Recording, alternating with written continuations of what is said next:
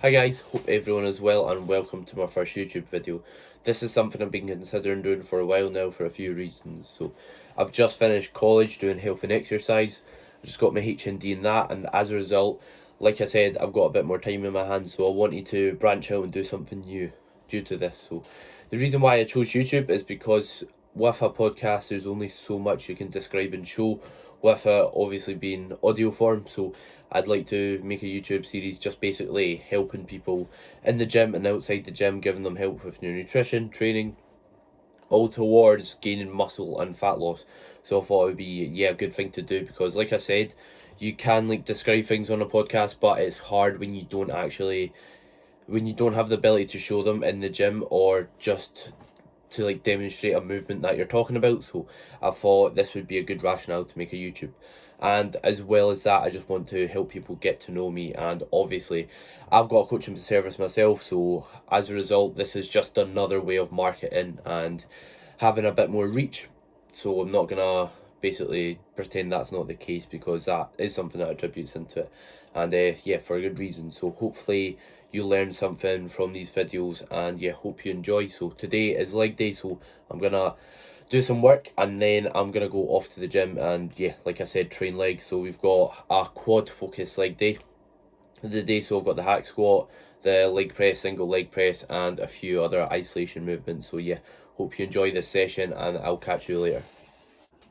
Right, so I'm just about to head to the gym, but first I'm having my pre-workout meal. So what I have before my session is, I don't want something that I know will digest or just sit in my stomach for a long period of time. So I like something relatively small compared to my other meals, and something that's just easy to get down. So I've got Cocoa Pops, whey protein, which I put in the Cocoa Pops, some dark chocolate for some fats, and then a banana. And then there's no worse feeling than being in the gym and having a lot of food in your stomach and you just feel rubbish. So that's why I opt to something that I can just digest and that sits really well, because also if your food's in your stomach during your session, it means the blood's going to be in your stomach digesting the food, whereas when you're training you don't want the blood in your stomach, you want it obviously in your muscles, so that you can perform well all your sets and recover effectively. And you don't really digest food very well during your session as well, hence why you shouldn't have it right before you're going to train. So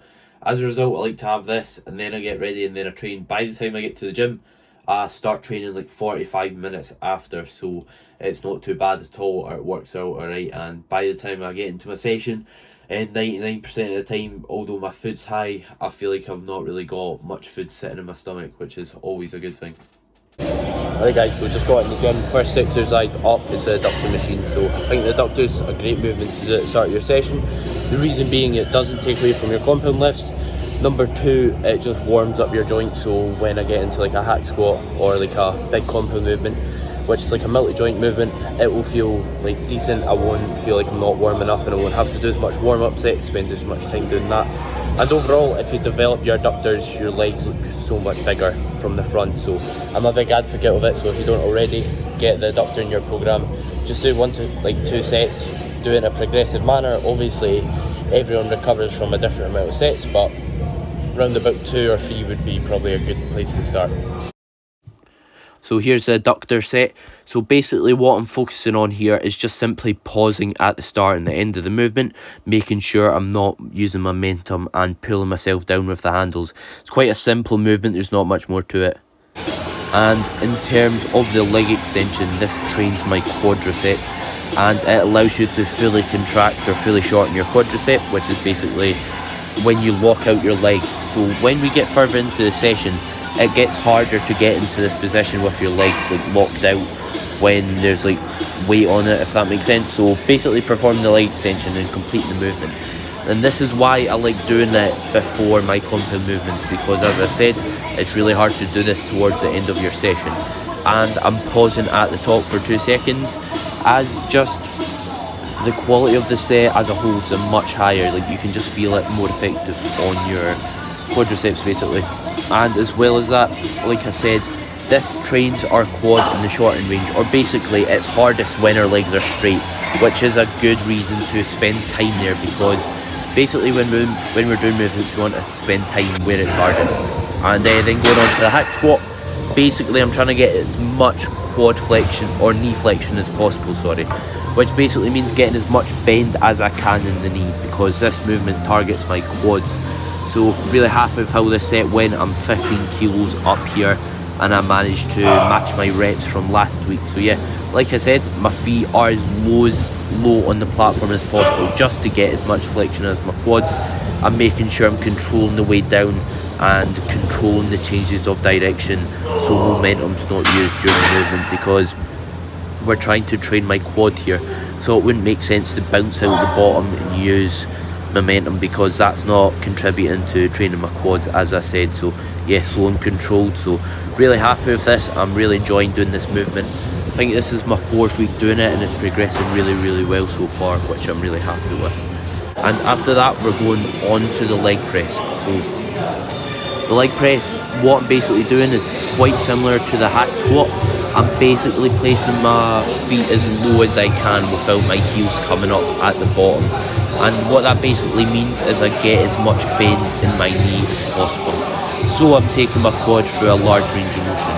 This is where I see a lot of people mess up during the leg press, because they have their feet up high and they don't get a lot of bend at their knee when they're trying to train their quadricep, which is basically kind of the equivalent to doing like a half rep on a bicep curl when you could take it through a full range of motion. The reason I've got the band on this exercise is so the tension stays on my quad at the top. So when we're at the top, it's a lot easier. So if I put a band on, it makes it basically hard for the whole time, and as a result it just keeps the tension on my quad. It means no part of the movement's easy. And then after that I've got a single leg press. So the reason why you may want to do like a single leg movement in your program is basically because you get imbalances. Some people have one leg stronger than the other, so just doing single leg work helps basically remove those balances or imbalances. The reason why I do it on the leg press is because I was doing it on the Smith machine, but I was suffering from something called exertion headaches, and whenever I done it on the Smith machine doing split squats, it basically set it off. So we just removed it from the program, because the risk of during the movement was just wasn't as rewarding as it was doing it, if that makes sense. So it just wasn't a reasonable thing to do in my program, hence why we swapped it. Hi guys, so that's legs finished, really productive session, and you would have seen some of the clips before I just spoke about this. So yeah, really happy with how it went. After every session, what I basically do is go in my car, let my heart rate drop, and then I eat my post-workout, which is basically cream of rice and whey protein mixed in with it, and then some fruit and honey on top. So fruit varies, I just like to mix it up so I don't get bored of it, because a big part of digesting your food well is just eating food that you enjoy, because if you don't enjoy it, you probably won't like chew it as much and digest it as well, because you don't produce as much saliva doing so. And then I just stick something on when I'm eating my food, and then I basically drive home. Simple as that. The reason I eat my food after the gym, like right when I'm in the car park, is because obviously if I travel home, that's quite a while after my session, I'll get my meal in. And not that it's the end of the world, but if I eat my post-workout meal later, my meals after that will be even later. And I like to finish my food by 8 every night, so good 2 hours prior to bed, just so my food basically sits well and I don't really go to sleep on a full stomach, which you don't want, because you won't digest your food as well. Oh sorry, digestion can suffer from it, and as well as that you might not sleep as well. So yeah, I'll always ensure I do that.